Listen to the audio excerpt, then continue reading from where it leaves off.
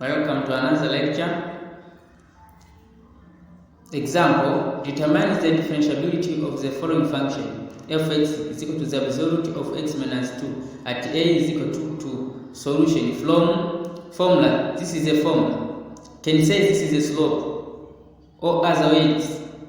Or derivative? Now derivative. This is the first derivative. Is equal to limit of fx plus h minus fx over h. H has approached to 0. When x is equal to a, now function of derivative a is equal to limit L by f a plus h minus function of a over h. H is approached to 0. For fa, now we are required to find the value of this one and the value of this one in order to substitute. Now, starting by fx, function of x, this one, we have given function of x is this one. We replace, instead of writing x, we write a, will be equal to the absolute of a minus 2. Whereby, but a, what is a? A is equal to 2. Now we write 2 minus 2, which is equal to the absolute of 0, which is equal to 0. Now we come to the value of this one is 0. The value of fa is equal to 0. Now what is the value of this one? This we have to plus what? H at x. Now will be 2 plus h minus 2. 2 pi minus 2 is equal to the absolute of h. Now the value of this is absolute of h. Now limit of now the derivative of constant number 2 will be limit h approach to 0.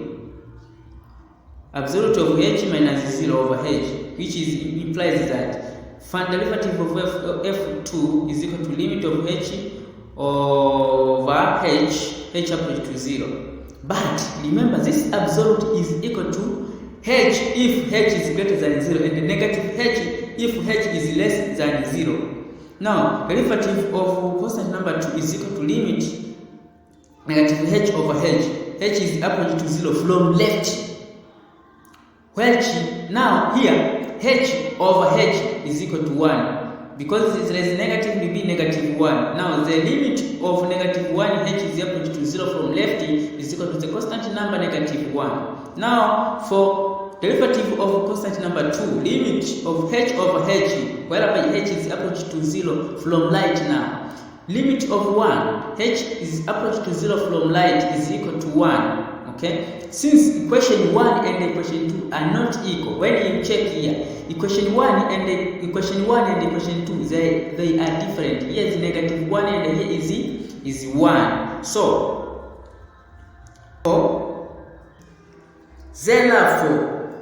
therefore, if are not equal, they are not equal. Limit of a function x plus h minus fx over h approach to 0 does not exist.